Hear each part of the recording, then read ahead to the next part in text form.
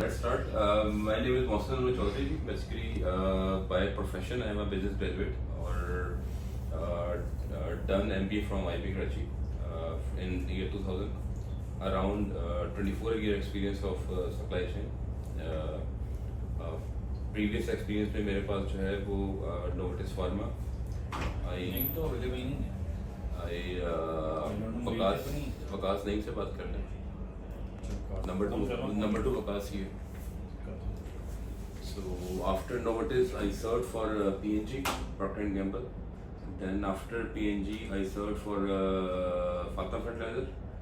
And after Fatah Fertilizer, I served Rafan Faisalabad, Rafan Maize Products जो है. और मैं अभी currently Dawn Bread के साथ हूँ last 3 years के साथ. Basically belong to Sindh और लाहौर में कोई पिछले कोई 15-20 साल से लाहौर में हूँ. डॉन ब्रेड माशाल्लाह हमारा एक मार्केट लीडिंग हमारा ब्रांड है इन टर्म्स ऑफ बेकरी.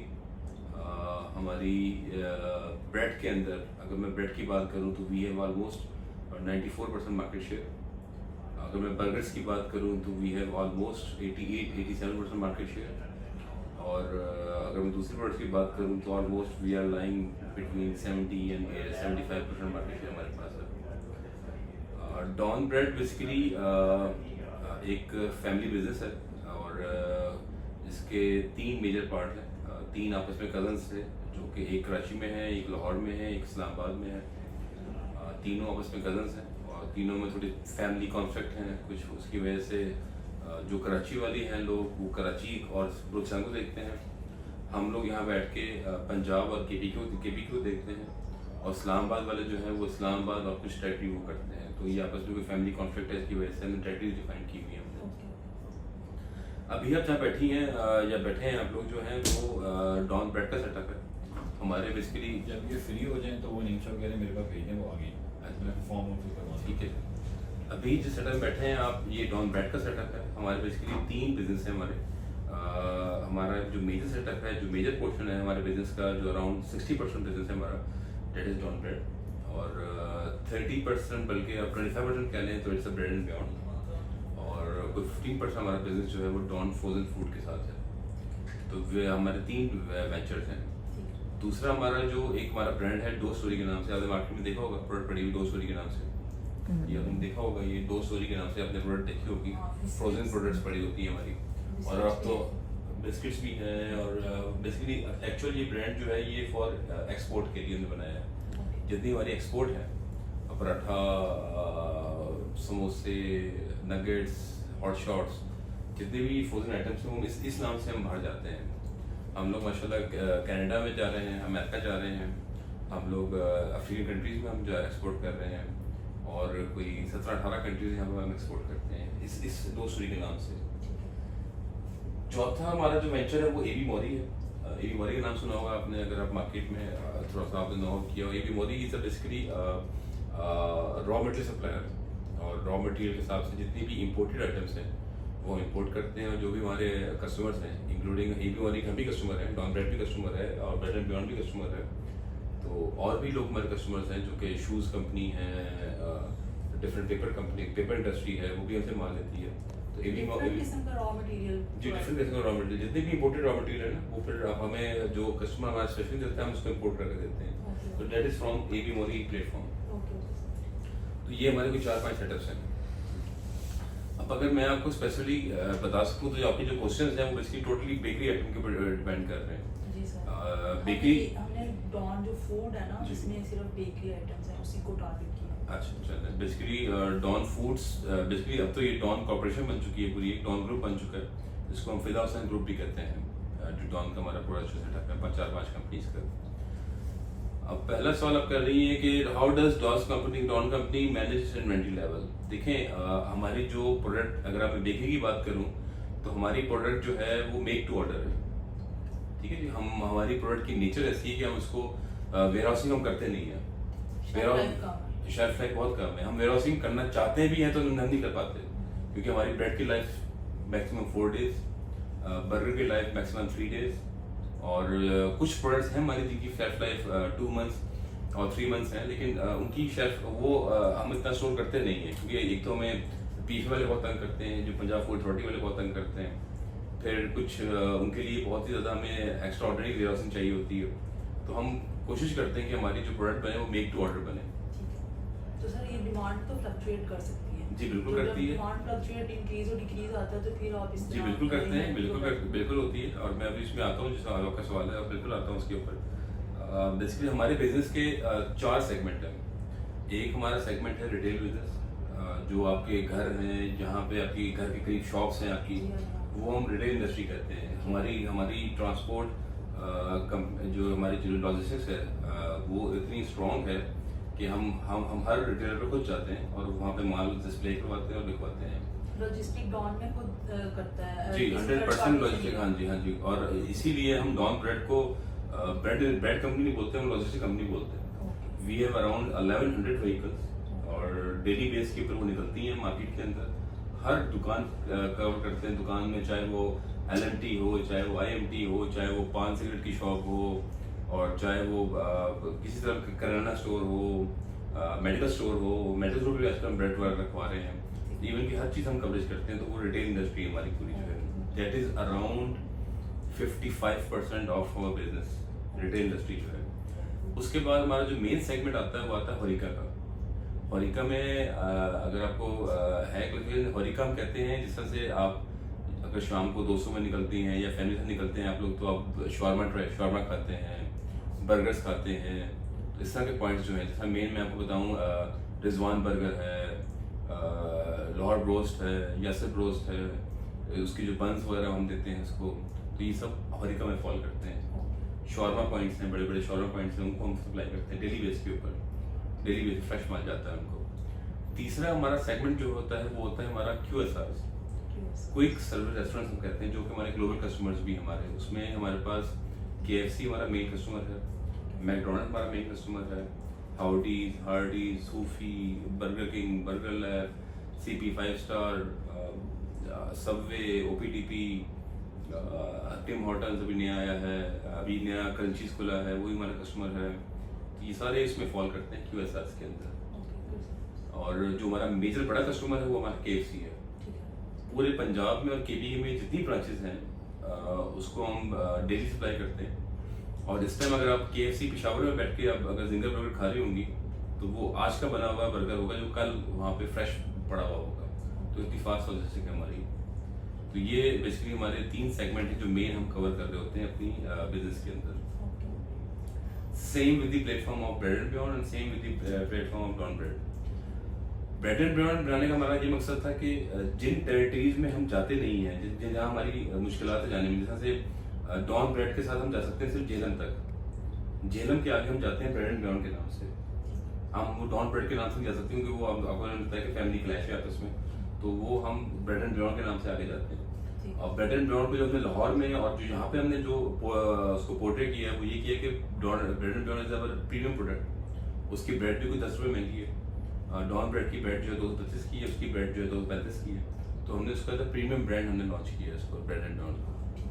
हत्ता कि उसमें कुछ इंग्रेडिएंट्स भी अच्छे हैं, कुछ उसमें चीज़ें भी अच्छी हैं, तो इसलिए bread and beyond is a premium product हमारी जो है।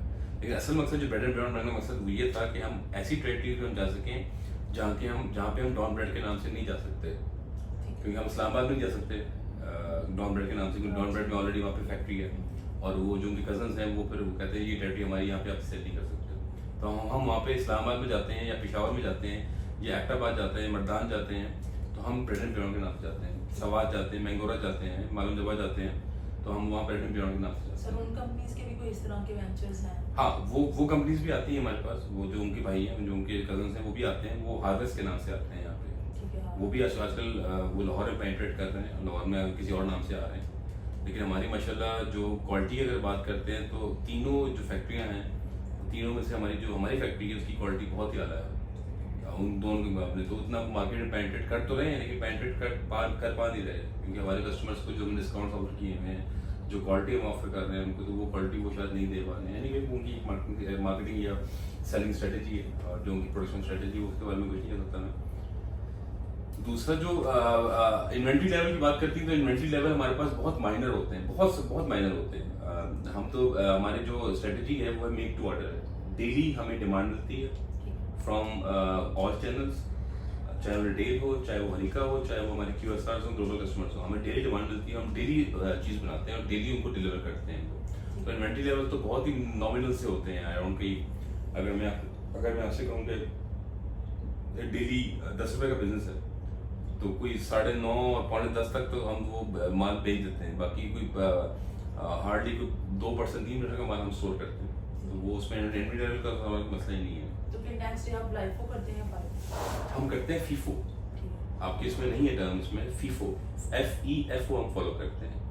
फर्स्ट एक्सपायरी फर्स्ट आउट करते हैं। हाँ जी, हाँ जी। हमारी जो स्ट्रेटजी है वो फीफो पर डिपेंड करती है। तो इसमें वो नहीं था, मैं पढ़ रहा था, तो इसमें हम जो फॉलो कर रहे होते हैं वो फीफो फॉलो कर रहे होते हैं FEFO के नाम से। दूसरा क्वेश्चन जो आपका है वो है कि जी के व्हाट ट्रांसपोर्टेशन मेथड देखें, जो हमारी बेसिकली 40 लोकेशंस हैं पूरे पाकिस्तान के अंदर, जिनको आप आसान लफ्जों में वेयर हाउस कह सकते हैं। लेकिन हम वेयर हाउसिंग करते नहीं, तो उनको वेयर हाउस बोलते नहीं हैं। हम उनको जो टर्म यूज़ करते हैं, हम लोग टर्म यूज़ करते हैं DC, डिस्ट्रीब्यूशन सेंटर। एक बड़ी जो प्राइमरी व्हीकल है वो जाती है और वो DC में जाके पार्क हो जाती है, और उसमें कोई होती हैं 5 से 6 ट्रे होती हैं। वो ट्रेज खुल जाती हैं, ट्रेज ऑफरोड होती हैं। तो उसके मुताबिक हर जो सेंटर है, जैसे मिसाल दूँ आपको मैं, गुजरांवाला में इस टाइम कोई 35 सेक्टर्स काम कर रहे हैं। तो वहाँ पे 2 से 3 गाड़ी जाती हैं प्राइमरी शिपमेंट, वो गाड़ियाँ खुलती हैं, फिर वो 35 सेक्टर में डिवाइड होता है माल। फिर 35 सेक्टर्स जो हैं वो फिर हर रिटेल शॉप को, हर जितने भी हमारे सेल चैनल है उसको वो फीड कर रही होती हैं। तो प्राइमरी शिपमेंट एक होती है, प्राइमरी शिपमेंट एक होती है सेकेंडरी शिपमेंट। प्राइमरी शिपमेंट तो हमारी जो है वो सारी हमारी 3PL के ऊपर है, थर्ड पार्टी लॉजिस्टिक हमारे पास है, हमारी वो अपनी कंपनी ओन गाड़ी नहीं है। लेकिन जो सेकेंडरी शिपमेंट है हमारी, वो 100% हमारी कंपनी ओन व्हीकल्स है हमारी। हम लोग खुद ऑपरेट करते हैं, खुद मेंटेन करते हैं, और हम खुद ही वो देख रहे होते हैं। जो अराउंड कोई 1100 व्हीकल्स हैं जो कि डेली मार्केट जाती हैं और फीडिंग करती हैं। तो हम 2 मॉडल यूज़ कर रहे हैं इसमें, प्राइमरी और सेकेंडरी। प्राइमरी में जो है वो बेसिकली 3PL इन्वॉल्व है, थर्ड पार्टी लॉजिस्टिक इन्वॉल्व है, और जो सेकेंडरी शिपमेंट है उसमें 100% हमारी अपनी फ्लीट है हमारी। सर ये आपके जो लॉजिस्टिक है ये क्रॉस डॉकिंग करते हैं आप, क्योंकि क्रॉस डॉकिंग में बिल्कुल भी लो टाइम ऑफ क्रॉस डॉकिंग उस सूरत में हो सकता है बेटा, क्योंकि जब आप क्रॉस डॉकिंग उस सूरत में हो सकता है जब आपकी एक गाड़ी से एक ही गाड़ी ऑफलोड होनी हो। अब जब एक प्राइमरी शिपमेंट जाती है तो उसमें कोई हमारे कोई 250 SKUs है। जब वो 250 SKUs खुलते हैं तो पहले वो सेग्रेगेट होते हैं। जिस तरह से मैं मिसाल दूँ आपको, कोई एक सेक्टर है, एक सेक्टर है, मैं यहाँ को मिसाल दूँ आपको, एक सेक्टर है जो कि जाता है यहाँ से टाउनशिप से होता हुआ लिंक रोड क्रॉस टच करता है, लिंक रोड से होता हुआ बैंक स्क्वायर टच करता है। तो उसकी एक अलग डिमांड होती है। तो वो जब खुलेगा माल तो फिर जाके उसकी डिमांड मिलेगी ना। 10 केक चाहिए उसको, 100 ब्रेड चाहिए उसको, 100 बर्गर चाहिए उसको, तो डिफरेंट चीज़ चाहिए। तो वो जब क्रॉस डॉकिंग तो उस सूरत में हो ना कि एक गाड़ी से दूसरी गाड़ी में पूरा माल आ जाए, ऐसा नहीं है ना। पहले माल वो ऑफलोड होता है, पहले माल ऑफलोड होता है, फिर वो सेग्रेगेट होता है, फिर जो हर सेक्टर की डिमांड होती है उसके मुताबिक वो पिकिंग होती है वहाँ पे, और पिकिंग होकर लोड होकर देन हो जाती है और जो रोज चेंज हो रहा होता है प्रोसेस। जी, रोज चेंज डिमांड के साथ चेंज हो रहा होता है, लेकिन जो मेन फिनोमेना है वो तो सेम है कि प्राइम शिपमेंट जाएगी, खुलेगी, ऑफलोड होगी, हाँ जी, सेग्रेगेट होगा। लेकिन वो डिमांड वेरी होती है हर सेक्टर से। हर जो रूट है या जो PJP है, परमानेंट जर्नी प्लान है गाड़ी का, वो ऑब्वियसली वो डेबिट हो रहा होता है, हर दिन नया होता है। ठीक है जी। बेकरी इंडस्ट्री बहुत अनप्रेडिक्टेबल इंडस्ट्री है। बेकरी इंडस्ट्री जो है बेसिकली हमारी मार्केट जो है बहुत स्क्यूज होती जा रही है, क्योंकि अब ब्रेड जो है वो लग्जरी आइटम में आ गया है। क्योंकि पहले ब्रेड थी 70 की, 80 की, 90 की, 100 की हुई, फिर 110 की हुई, 120 की हुई, अब 225 की है। अभी अभी हमारे एक बड़े अच्छे मार्केटिंग के लोग हैं, उन्होंने एक बड़ी अच्छी प्रेजेंटेशन दी थी कि आजकल जो लोग कमा रहे हैं उसमें एक एवरेज घर का नाश्ता जो है ना वो 1000 रुपीज़ का पड़ रहा है नाश्ता आपको आजकल। ठीक है ना, 250 की ब्रेड हो गई, 300 रुपये के अंडे, तो इट्स अराउंड 550 के बाद 200 रुपये लीटर दूध है आपका। तो अगर आप एक फैमिली में अगर चाय भी पीते हैं बाद में तो वो तो अराउंड कोई, जी बेटा,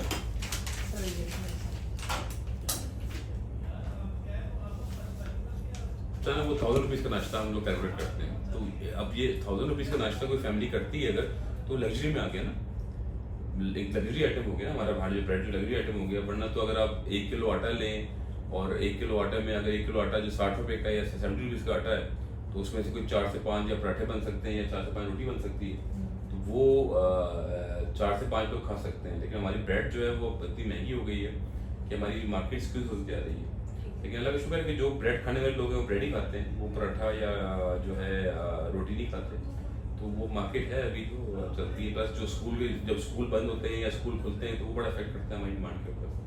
जब स्कूल बंद होते हैं तो बिल्कुल हमारी डिमांड नीचे आ जाती है, क्योंकि बच्चे सुबह स्कूल नहीं जाते, सुबह नाश्ता नहीं करते और लंच लेके नहीं जाते लोग बच्चे जो हैं, तो वो काफ़ी फ़र्क आता है। लेकिन जो पीक डेज आते हैं जैसे से अभी ईद आया, ईद पे हमारे ग्रैंड ऑपरेशन होते हैं, लोग बाहर निकलते हैं लास्ट 10 डेज के अंदर, रमज़ान के अंदर हल्ला गुल्ला करते हैं, मौज मस्ती करते हैं, खाना वाने खाते हैं, शॉर्मे खाते हैं, बर्गर खाते हैं, क्योंकि लोग बाज़ार में होते हैं ना, तो बाज़ार में होते हैं तो लोग ज़्यादा आउटिंग करते हैं। और एक एवरेज अगर शॉर्मा की जो शॉप है वो अगर वो 100 शॉर्मा डेली बेच रहा है, तो वो फिर 150, 200, 250 शॉर्मा आ जाता है, क्योंकि लोग बाहर निकले होते हैं घरों से। बहुत कम ही ऐसा होता है कि लोग ऑफिस खाना खाते, लोग वहीं पे बाज़ारों में खाना खाते हैं, तो वो फिर हमारी सेल बहुत बढ़ जाती है।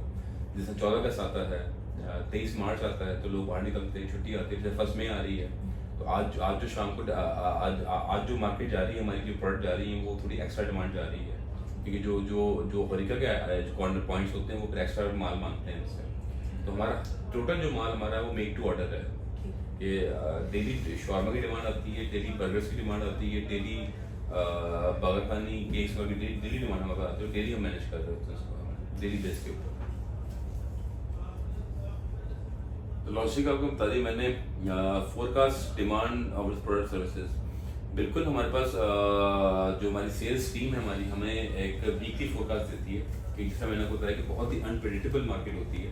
आज अगर एक शॉप के ऊपर ट्रेंड आ रहा है कि 10 ब्रेड बेचता आ रहा है, वो उसने 10 ब्रेड बेची है, और हो सकता है आज उसके जो रेगुलर कस्टमर्स हैं ब्रेड वाले, वो आज कहीं और से ब्रेड ले ली उन्होंने, या हो सकता है कि हमारा ब्रेड बेसिकली हमारा काम जो है शुरू होता है सुबह 4 बजे।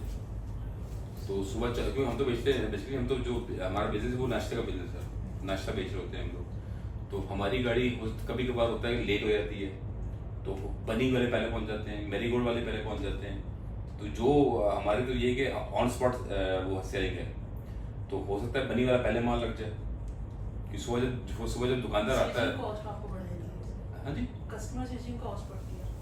नहीं, मैं बेसिकली जब सुबह दुकानदार आता है ना, जब वो दुकान खोलता है, उसके बाद एक पैसे होते हैं उसके हाथ में ना, 5-6 हज़ार 8-10 होते हैं, इसकी शॉपिंग करनी होती है उसको दुकान के लिए।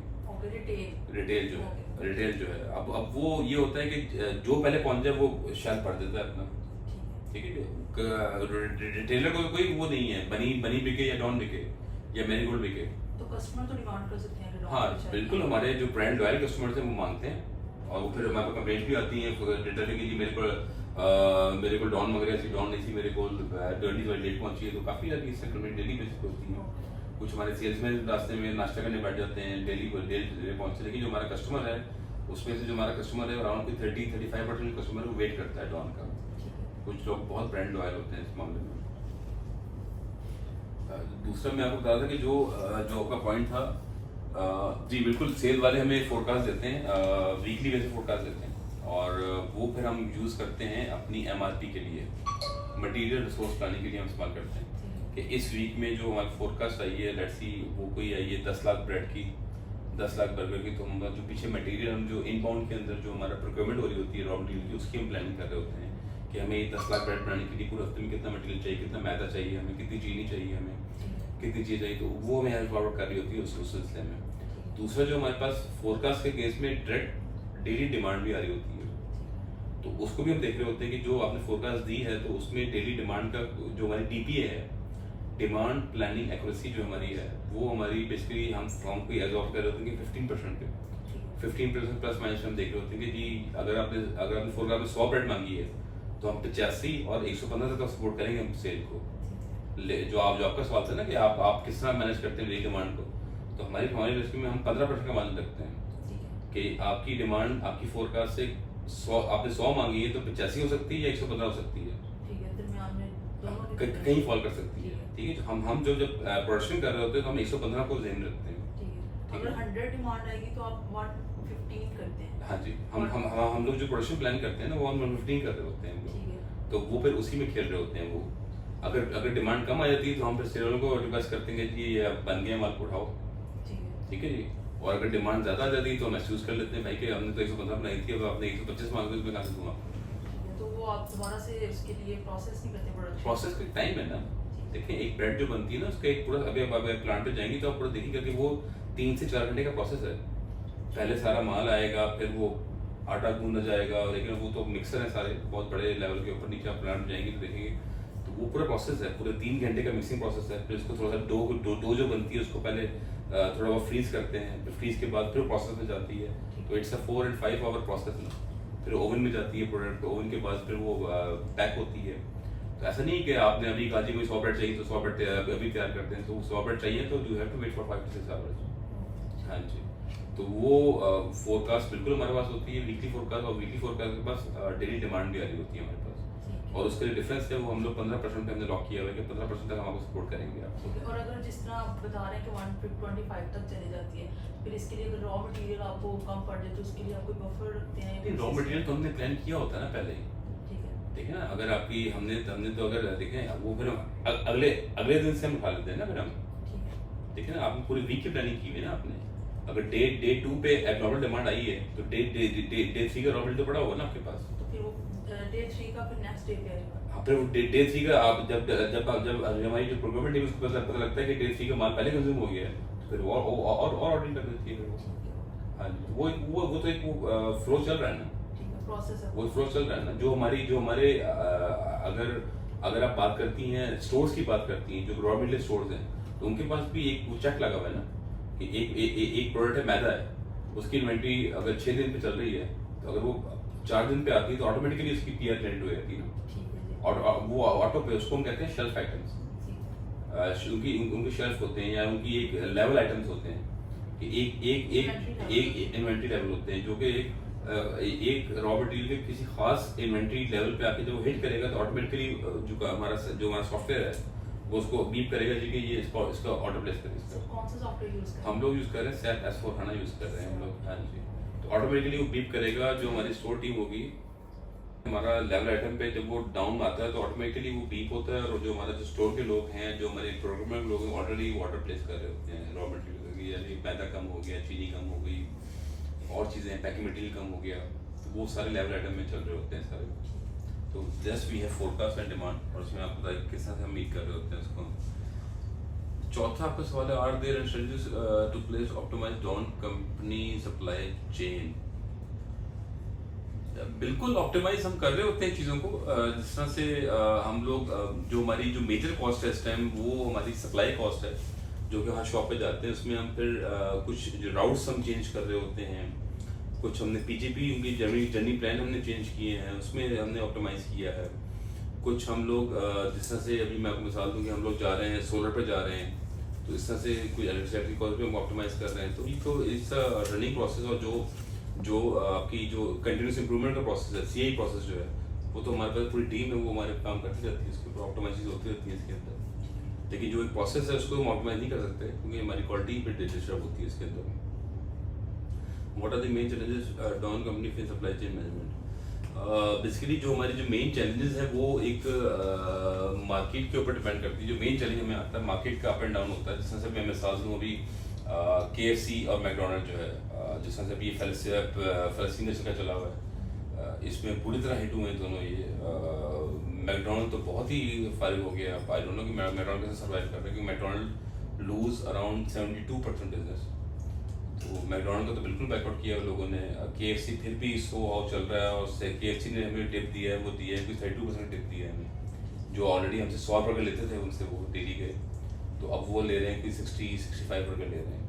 जो मैकडोनल्ड हमसे लेता था 100 बर्गर, वो ले रहा है तो 30-32-35 बर्गर ले रहा है हमसे। तो इतना टिप मैकडोनल्ड तो बहुत टिप आया, अन्यवा टिप आया वहाँ पे। बाकी जो उसका जो हमें सपोर्ट किया है वो हमें लोकल वेंडर सपोर्ट किया है, जैसे सिंपली सूफी है, हाउडीज है, OPTP है, सबवे है, इन्होंने हमें सपोर्ट किया, तो बिजनेस कुछ हमारा स्टेबल चल रहा है उनके क्योंकि साथ। आपके कस्टमर्स उस तरफ शिफ्ट हो गए ऑब्वियसली जैसे आजकल मैं आपको बता दूं, मेरे घर में वो कोक नहीं आ रही, पेप्सी नहीं आ रही, तो वो कोला नेस्ट पे आ गए हैं, गोरमे कोला पे आ गए हैं, मीज़ान पे आ गए हैं, कोई इस तरह से लोग स्विच कर रहे हैं, लेकिन वो बिजनेस उनका मिल गया ना। जो है मैं अभी मेरे एक दोस्त काम करते हैं इसमें मास्टर कोला में जो है, तो वो तो बता रहे थे कि हम हमारी मास्टर कोला तो लोगों को नोटिस देती है कि 6 महीने बाद फारेग हैं आप, लेकिन अब वो जब बिजनेस शिफ्ट हुआ है तो अब वो हैप्पी है कि अब वो लोगों को रिटेन कर रहे हैं कि रुक जाओ अभी ना जाओ, की बिजनेस आ गया हमारे पास जो है।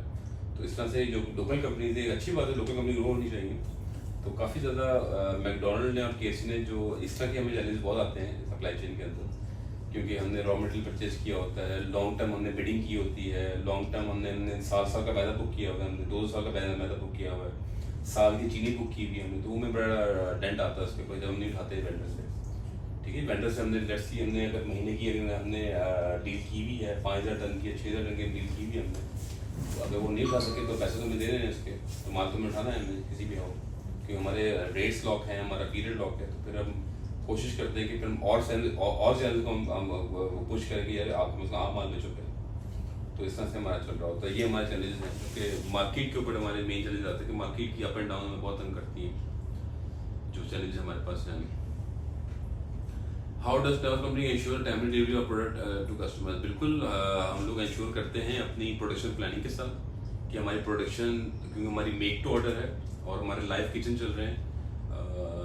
एक तो हमारी बिजनेस का ये बड़ा ड्रॉबैक है कि हमारे बिजनेस में ना जो हमारी प्रोडक्ट है ना,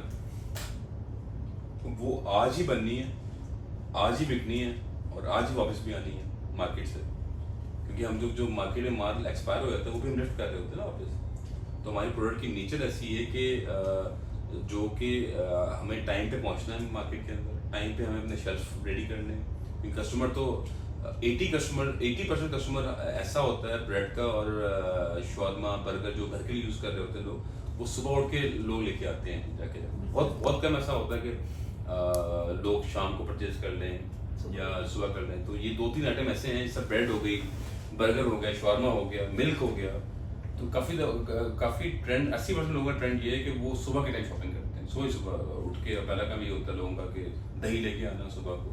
तो इस तरह से जो चीज़ें होती हैं वो सुबह का ट्रेंड है काफ़ी लोगों का, तो हमें बहुत पहले पहुंचना पड़ता है। तो हमारी कोशिश होती है कि हमारे ऑपरेशन थ्रू आउट 24 आवर्स चलते हैं और हमारी कोशिश होती है कि हम पहले इसको मार्केट से पहले पहुँचे हम लोग। तो इस तरह हम इंश्योर करते हैं कि हमारे कस्टमर को प्रोडक्ट हमारी मिले हमारे वहाँ पे। लेकिन अराउंड हम we are covering in Punjab and KP के अराउंड 65,000 शॉप्स। तो उसमें फिर कभी देरी से देरी हो जाती है, क्या कर सकते हैं, क्योंकि तूफान है, बारिश है, बहुत सारे फैक्टर्स आते हैं इसके अंदर। Does Dawn bread collaborate with suppliers to streamline the supply chain? बिल्कुल हम लोग कर रहे होते हैं सप्लाई के साथ। जैसे मैंने आपको कहा कि हम लोग इन्वेंट्री लॉक करते हैं इनके साथ, प्राइस लॉक करते हैं इनके साथ, हमारे लॉन्ग टर्म रिलेशन है बिल्कुल उनके साथ। और जैसे हमने चीनी बुक की पूरे साल के लिए 1 रेट के ऊपर, मैदा बुक किया हमने, तो वो फिर हम बिल्कुल हमारे मैदा हम लेते हैं। एक हमारा मेन सप्लायर है असलम फ्लोर मिल, उससे हम लेते हैं। स्टार वाला है, उससे हम लेते हैं। डिफरेंट वेंडर्स हैं और डिफरेंट वेंडर को हम चलाते हैं, खिला के चलाते हैं, क्योंकि एक ऐसा वेंडर नहीं है कि पूरे पाकिस्तान में जो हमें जो 100% सप्लाई करे।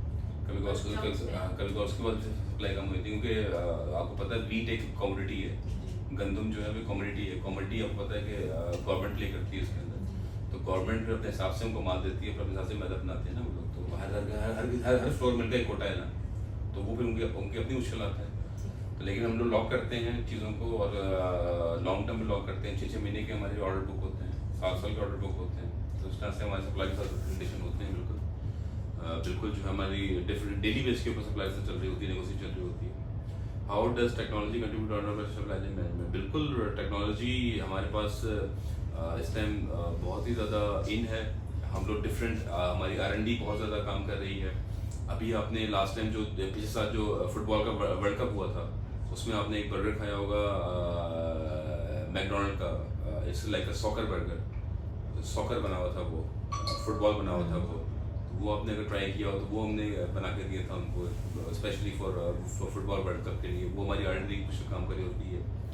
बाकी टेक्नोलॉजी के अंदर डिफरेंट टेक्नोलॉजीज़ हैं हमारे जो नए अभी साहब आए हैं क्वालिटी हेड जो आए हैं वो माशाल्लाह सऊदी से आए हैं अलमराई कंपनी से आए हैं वो काफ़ी R&D पे पैसा खर्च कर रहे हैं डिफरेंट R&D होती रहती हैं अभी हम 3-4 नए SKUs मैकडोनल्ड को और KFC को बना के दे रहे हैं एक अभी KFC लॉन्च करने वाला है खैर ये तो मैं आपको बिजनेस सीक्रेट बता रहा हूँ उनका जो कि एक वो ट्रायंगल शेप में कोई बर्गर बनाना चाह रहे हैं तो वो कोई अपनी नया SKU लॉन्च कर रहे हैं तो वो अभी मार्केट में आएगा कोई बड़ी तक आएगा वो बर्गर आएगा तो इस तरह से हमारी जो टेक्नोलॉजी है जो हमारी R&D है वो बहुत एक्टिव है हमारी इसमें नए से नई चीज़ें क्योंकि देखिए ना हर कस्टमर की अपनी रेसिपी है जैसे हार्डीज़ की मिसाल दूँ हार्डीज़ के जो बर्गर्स हैं वो एक अलग रेसिपी वो हमारे पास एक कॉन्फिडेंशियल होता है हार्डीज़ ने अपनी रेसिपी दी है कि मेरे बर्गर में गार्लिक इतना होना चाहिए पोटैटो एसेंस इतना होना चाहिए फलाना इतना होना चाहिए तो हर कस्टमर की अपनी रेसिपी है अब जो बर्गर KFC बनवाता है हमसे जो कि आप जिगर में खाते हैं जो माइटी का जो SKU है वो आप खाते हैं तो उसके लिए वो स्पेशल उनकी रेसिपी है जिसको हम बनाते हैं हार्डीज़ का भी सेम है हार्डीज़ का जो गार्लिक बन है या जो पोटैटो बन है जो आपने वहाँ पे वो खाया वो उनका जो है जो बड़ा उनका बर्गर क्या कहते हैं इसको एक खास टर्म यूज़ करते हैं हार्डीज़ वाले वूपर जिनका जब हमने ऊपर खाया हो तो उसका भी बहुत स्पेशल उसकी रेसिपी जो हम बना के देते हैं उसको तो वो रेसिपी तो खैर चले वो बहुत कॉन्फिडेंशियल रेसिपीज़ हैं उनकी लेकिन वो बना के देते हैं तो R&D हमारा काम कर रहा होता है उसके अंदर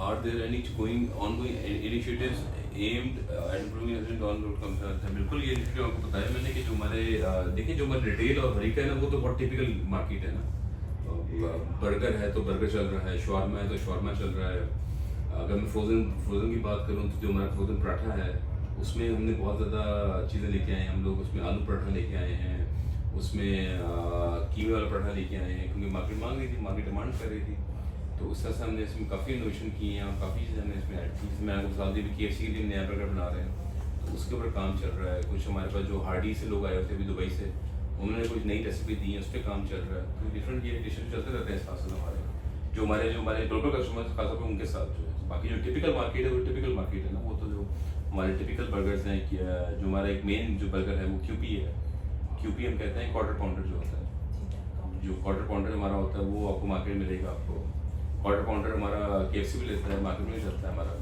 तो ये चीज़ें हैं इसके अंदर सर कोई एवरेज नंबर आप कस्टमर्स का दे सकते हैं डेली बेसिस पे आप कितने कस्टमर्स आपसे ब्रेड खरीदते हैं या कितने 65,000 रिटेल शॉप्स लेकिन कस्टमर्स का पूछ रही हूँ मैं ना वो तो नहीं कस्टमर तो देखें रिटेल शॉप हमारा कस्टमर है ना कंज्यूमर की फिर बात कर रही ना जी सॉरी कंज्यूमर हाँ आप कंज्यूमर की बात कंज्यूमर तो देखें कभी भी आप उसको आइडेंटिफाई नहीं कर सकते ना हमारी जो कवरेज है बेसिकली जब आप सप्लाई चेन की बात करती है तो we every time we talk about coverage कि how much retail shops you are covering 65,000 in Punjab and KPK okay ठीक है not in Sindh not in Balochistan वो हमारी टेरिटरी नहीं है हमारी ठीक है जी बाकी अदर जो डिस्ट्रिक्ट्स हैं उसमें आप ब्रांडेड बियॉन्ड के नाम से जी हम लोग जो जाते हैं वो सॉरी फॉर इंटरप्शन जी कैसे हैं आप लोग ठीक ठाक हैं सर आपसे काम है सर 2 मिनट आइए मैं आता हूँ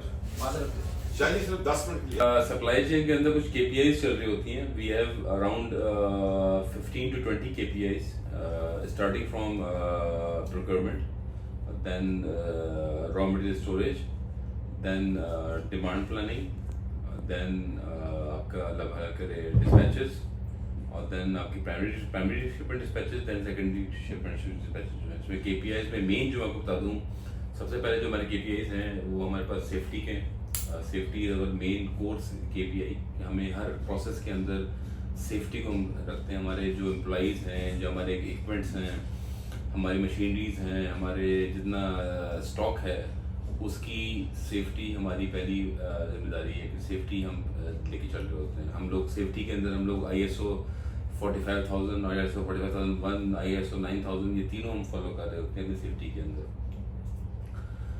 दूसरी मेजर KPI हमारे पास जो होती है वो हमारे पास होती है OTIF की OTIF stand for OT for on time and IF for in full तो we are every sell channel में हम लोग अपनी OTIF को हम देख रहे होते हैं कि हमारा कितनी डिमांड को हमने मीट किया ऑन टाइम इन फुल कितना किया और ऑन टाइम कितना किया, तो उसको हम डिफरेंट तरीके से मेजर कर रहे होते हैं। We have a targets for OT around 98%, और हम लोग तकरीबन काम कर रहे होते हैं 99 और कभी हमारे पास ओटी डिस्टर्ब भी होता है, कभी बारिश हो जाती है, कभी कोई ऐसा कोई मौका आ जाता है, ऐसा कोई स्ट्राइक हो जाती है, तो हमारे ओटी डिस्टर्ब रहते हैं इसके अंदर। तीसरा हमारी अगर मैं बात करूं तो हमारी जो तीसरा KPI हमारा जो है, जो मेजर KPI है, वो हमारा इन्वेंट्री एक्यूरेसी है एट एवरी लेवल। अगर मैं स्टोर्स की बात करूं तो स्टोर्स का जो इन्वेंट्री लेवल है वो हमेशा सिस्टम वर्सेस फिजिकल मैच होना चाहिए। अगर मैं फिनिश गुड की बात करूं तो वो भी सिस्टम वर्सेस फिजिकल मैच होना चाहिए।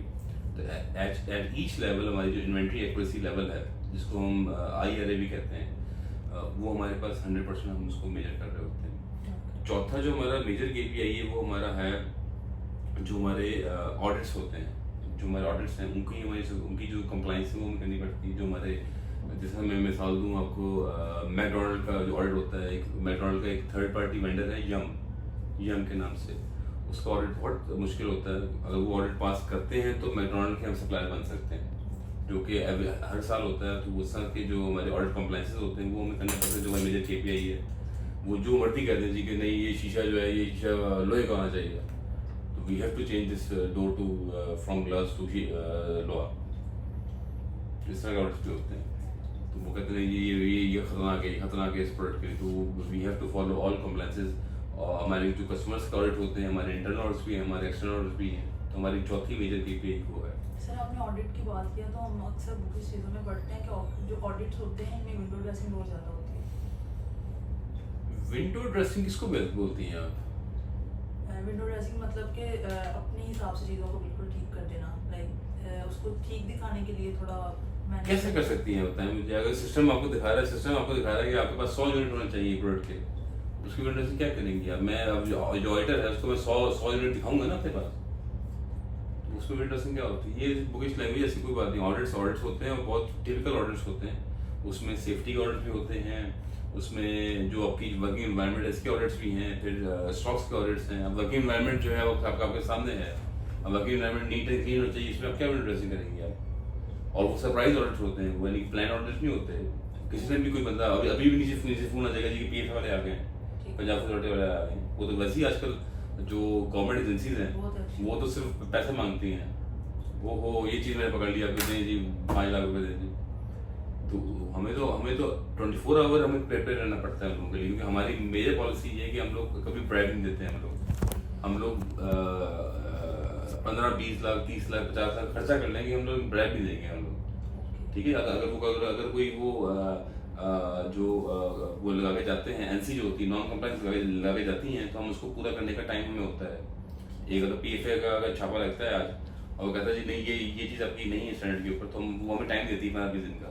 तो हमारी कोशिश होती है कि उसको 15-20 दिन के अंदर हम उसको कंप्लाइंस कर दें इसके ऊपर हम। तो वो विंडो ड्रेसिंग तो ऑडिट्स में तो नहीं हो पाती, मैं तो इसको नहीं मानता। बाकी प्रोफेशनल लाइफ में जब आप आएंगी तो आप तो देखिएगा कैसे होता है, कैसे नहीं। लेकिन ऑडिट्स होते हैं, और ऑडिट्स के जो है जो हम चिकन पीस उनको देते हैं, अगर वो 300 में भी कमा रहे हैं तो ऑब्वियसली वो 590 में कितना कमा रहे होंगे, तो वो कितने प्रॉफिट मार्जिन है वो खेल सकते हैं प्रॉफिट मार्जिन के अंदर। जैसे मैं मिसाल दूँ आपको, मैं अभी कोई हफ्ता पहले मैकडोनल्ड गया था ऐसे ही, तो जो है वो जो उसकी जो वहाँ पे जो काउंटर पे लड़कियाँ होती हैं, वो उसने कॉफ़ी फ्री में ऑफर की। आता कि उनकी मैक कैफे कॉफ़ी है, वो तो इतना उनके नखरे थे कि वो 700-800 कॉफ़ी देते हैं, वो फ्री में पिला रहे हैं लोगों को कॉफ़ी है, जो उनका बिजनेस कमाल है आज को। तो वो तो अपने इसी तरह अपने जिन्होंने बिजनेस ग्रो करना है ना, इन्होंने तो कोई ना कोई स्ट्रेटेजी लेके आएंगे ना बिजनेस ग्रो करने के लिए अपने लोग। तो इस तरह से जो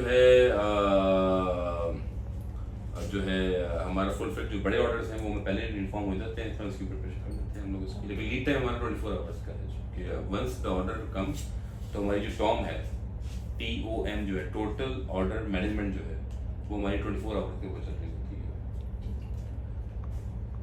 what is your SCM method, linear network etcetera? बिल्कुल हमारा जी लीन भी है और लीनियर भी है। लीन में हम अपनी जितनी भी कॉस्ट हमारी जो है वाली होती है उसको मिनिमाइज कर रहे होते हैं। हम लोग कोशिश करते हैं कि एक ही गाड़ी में भिजवा दें माल सारा। लीनियर है कि बहुत सिंपल प्रोसेस, ऑर्डर आएगा, ऑर्डर हम देंगे, उसकी प्रोडक्शन करेंगे और उसकी मैसिंग करेंगे, हर चीज़ करेंगे। इट्स लीनियर प्रोसेस, कोई वो नहीं है कि हम उसी टाइम माल लेके आएंगे, उसी टाइम माल करेंगे। इट्स लीनियर प्रोसेस, माल हमारे पास होता है, हम उसकी प्रोडक्शन करते हैं और उसको फिर हम सर्व करते हैं। और लीन तो हर स्टेप में चल रहा होता है, उसमें कोई बड़ी बात नहीं है। यानी मिक्स है सारे प्रोसेस जी, सारे प्रोसेस यूज़ कर रहे हैं हम लोग, क्योंकि हमारे पास बिजनेस बड़ा वर्सटाइल है। हमारे पास ना, हमारे पास वर्सटाइल बिजनेस फर्स्ट है कि हम लोग ऑन स्पॉट सेल भी करते होते हैं। ठीक है जी, अब मैं एक दुकान पे गया हूँ, ABC किराना स्टोर पे गया हूँ मैं, अगर तो ABC किराना स्टोर पे अगर मैं गया हूँ वहाँ पे, तो शेल्फ में आज उसने 10 ब्रेड बेची हैं या उसने 12 ब्रेड बेचती हैं, तो मेरा जो सेल मैंने वो 12 ब्रेड रखे आएगा वहाँ पे। हो सकता है उसकी 6 ब्रेड बिकी हूँ, हो सकता है उसकी 4 ब्रेड बिकी हूँ, डिपेंड्स क्या सेल है। तो ऑन स्पॉट सेलिंग भी है हमारे पास, प्री ऑर्डर भी है। जैसे मैं आपको मिसाल दूँ, KFC जो वो हमें पहले से ऑर्डर देते हैं। जैसे आज जो ऑर्डर आ रहे हैं, आज शाम से सप्लाई शुरू हो जाएगी उनकी, कल सुबह तक जितनी भी शॉप्स में माल पहुँच रहा होगा सारा। तो डिफरेंट हमारे एक्सपेक्ट्स हैं, लेकिन जो है हम लोग उसको लीनियर बेसिस पे हम कर रहे होते हैं इसको। What software you use to integrate supply chain process and others. हमारा जो मेन सॉफ्टवेयर है वो SAP S/4HANA है, जो लेटेस्ट सॉफ्टवेयर है SAP का, और उसमें हम जो इंटीग्रेटेड हमारे साथ हैं, बेसिकली एक सिस्टम हम यूज़ कर रहे हैं सेल्स के लिए। वो हम जो यूज़ कर रहे हैं वो हम यूज़ कर रहे हैं सेंटजी के साथ हमारा SAP इंटीग्रेटेड है, सिंक्रोनाइज है। जैसे ही वो सेंटजी में ऑर्डर बुक करता है हमारे सेल में, हमारे SAP में ऑटोमेटिकली ऑर्डर आ जाता है और उसको हम प्रोसेस कर देते हैं। विच इन्वेंटरी मेथड ABC लाइफ ये बता दिया आपको मैंने कि इनमें से कोई भी यूज़ नहीं कर रहे हैं। हम लोग यूज़ कर रहे हैं FIFO, FEFO वाला। हाँ जी, FIFO यूज़ कर रहे हैं। और the method to use to minimise waste and maximum efficiency. जी बिल्कुल, हमारे पास हम इसको हम करते रहते हैं, लेकिन और हमारी जो मार्केटिंग है वो डिफरेंट तरीके से हम चला रहे होते हैं। हमारी प्रमोशन आ रही होती हैं, उसमें हम कोशिश कर रहे होते हैं कि हमारा माल मार्केट में एक्सपायर ना हो, बिक जाए किसी भी प्रमोशन के तहत या किसी ट्रेड ऑफ के तहत, या प्राइस हम कम कर लेते हैं किसी चीज़ की। जैसे मैं भी मिसाल दूँ, अभी हमने एक राउंड रस्क बनाया था। इट्स अगर मैं आपको लोकल लेवल में जो हमारे पास रस्क होते हैं, पापा जिसको बोलते हैं, वो हमने एक राउंड रस्क बनाया था, तो वो हमारे मार्केट में नहीं चला, प्राइस ज़्यादा थी। अभी इस पे प्राइस ऑफ दी है कंपनी ने, तो अब वो निकलना शुरू हो गया। तो इस तरह से मार्केटिंग होती है। दूसरा जो हमारा जो मेन सेगमेंट है, वो जो मार्केट से माल वापस आता है ना हमारे पास, तो जो एक्सपायर होकर माल आता है, तो वो तो हम बेचते हैं। एक हमारा थर्ड पार्टी वेंडर है जो कि एनिमल फीड के लिए लेके जाता है हमारे पास।